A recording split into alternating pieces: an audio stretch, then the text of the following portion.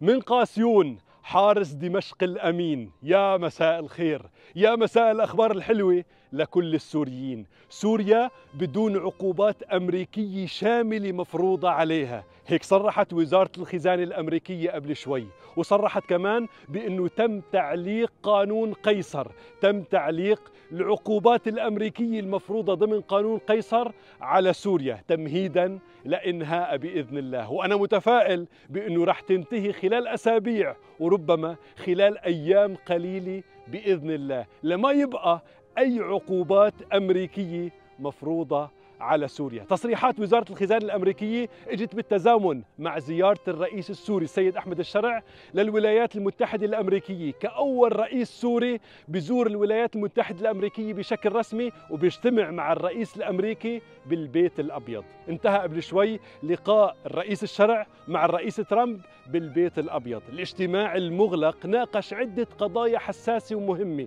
على رأسها القضايا الأمنية ومناقشة انضمام سوريا للتحالف الدولي، بالإضافة إلى مناقشة الاعتداءات الإسرائيلية المتكررة على الأراضي السورية ومحاولة إيجاد حل إلى، بالإضافة إلى مناقشة العديد من القضايا الاقتصادية والاستثمارية المهمة بسوريا. الشيء الأهم حتى هاي اللحظة رح نوافيكم بكل التصريحات أول بأول بإذن الله، لكن لفتني تصريح لوزارة الخزانة الأمريكية بالتزامن مع تعليقها لقانون قيصر وإنهاء العقوبات الأمريكية الشاملة على سوريا بأن الولايات المتحدة الأمريكية رح تظل ملتزمة بسوريا مستقرة وموحدة. ركزوا يا فلول، يا قسديين، يا هجريين، سوريا موحدة غصبا عن الكل.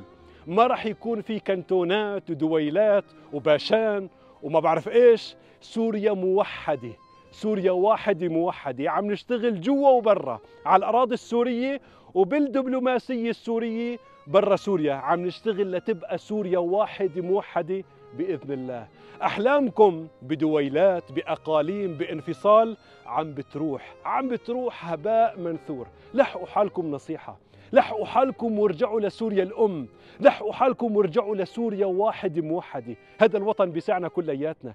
انتم شايفين كيف الخطوات المتسارعة اللي أسرع مما بنتخيل نحن، كيف عم نمشي فيها خطى واثقة سريعة متزنة نحو سوريا واحدة موحدة، نحو سوريا الحلم بإذن الله. لحقوا حالكم وكونوا مع أبناء سوريا، كونوا مع أبناء سوريا، هذا نداءنا الأخير. اتركوا اللي عم يبيعوكم أوهام ويبيعوكم أحلام وما بعرف إيش، اتركوهم، والله ما عم ياخدوكم غير للمجهول، ما عم ياخدوكم غير للخراب. بالنهاية رح تبقى سوريا ورح يبقى قاسيون ورح تبقى دمشق ورح تبقى كل المحافظات السورية، من الجزيرة السورية اللي رح ترجع للجنوب السوري، للشمال السوري، للساحل السوري، لكل المحافظات السورية. سوريا رح تبقى واحدة موحدة، مثل ما وعدناكم مع اقتراب ذكرى تحرير سوريا، مثل ما وعدناكم بأنه سوريا رح تتحرر وتحررت وسقط الأسد. بنوعدكم سوريا رح تكون واحدة موحدة مستقرة مزدهرة بإذن الله. سوريا الحلم بإذن الله. قولوا يا رب.